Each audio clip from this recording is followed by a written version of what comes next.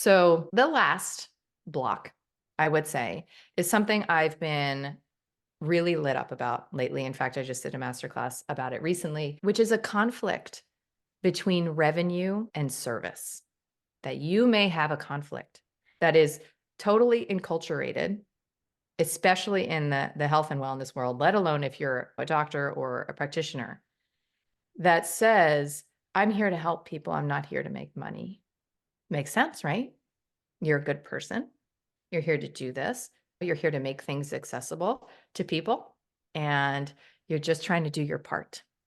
That virtue signaling is not going to get you anywhere because it is a part of our reclamation to recognize that when we want something, we just want it. You don't need any reason, and you certainly don't need to justify yourself. And when you don't want something, it's just a no. You don't need to make that thing bad and wrong in order to say no to it. So when you recognize, wow, I would really like, and this isn't a masterclass on desire, but it could be, wow, I would really to be, bringing in revenue at scale where I get to see 3 clients a week instead of 40.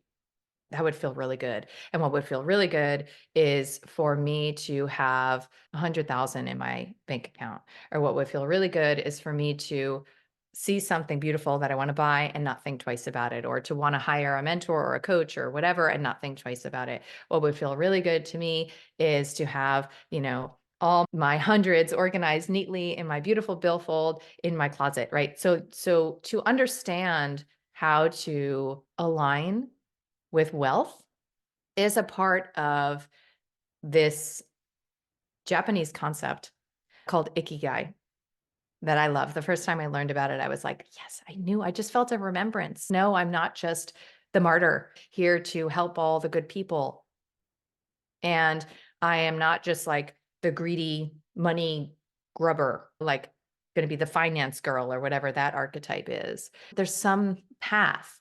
And in this concept of ikigai that perhaps I've adapted somewhat, but in this concept, you find out why to wake up every morning. You find out what is going to offer you that fulfillment. And it necessarily has all of these components. It's something that you love doing. It is something that you are good at. You have talent, you have a gift, you have skills.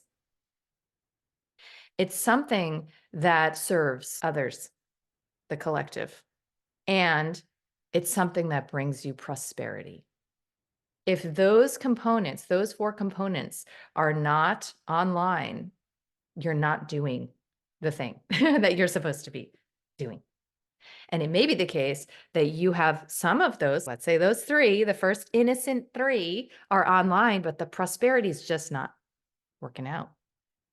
Part of it may be that you have decided that would make you a bad person.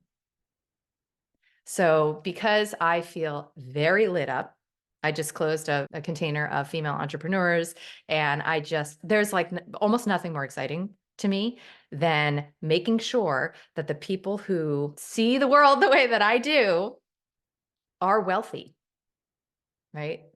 That is not only exciting to me, but it actually confers safety. It's a safer world for Kelly Brogan to live in when all y'all are raking it in because I trust you. You wouldn't be here if we weren't in resonance. And the reason that I trust you is because you share my worldview.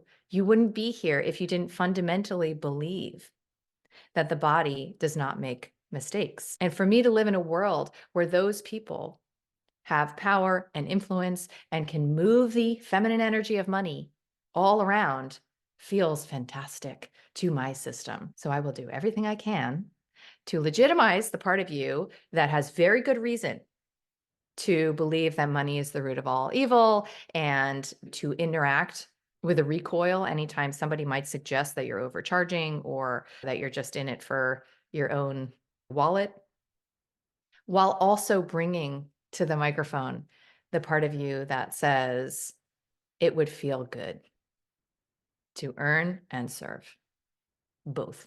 And you don't need reasons why. You don't have to build an orphanage just because it would.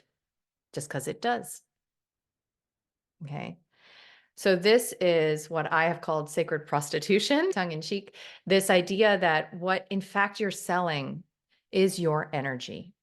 What in fact you are offering for an exchange is access to you. And you may become licensed in my program the way that I was conferred legitimization by Nick Gonzalez, but it's still you.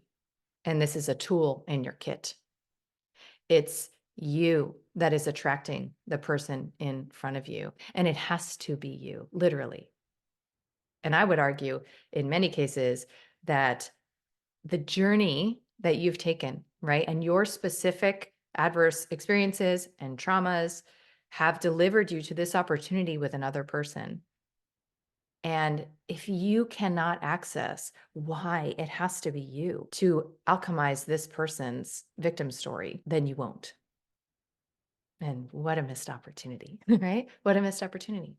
I'd love to shed light on these things, and I'd love to believe and suggest that I have a solution, right? So if you feel like you are struggling with anything from legitimacy to your relationship to prosperity and its intersection with service to poor outcomes because you just don't know how to get the good people to do the good things so that you can actually express your gift if it is something other than health coaching or nutrition. I'm not sure that there is a better solution that does all of those things than the certification that we are offering.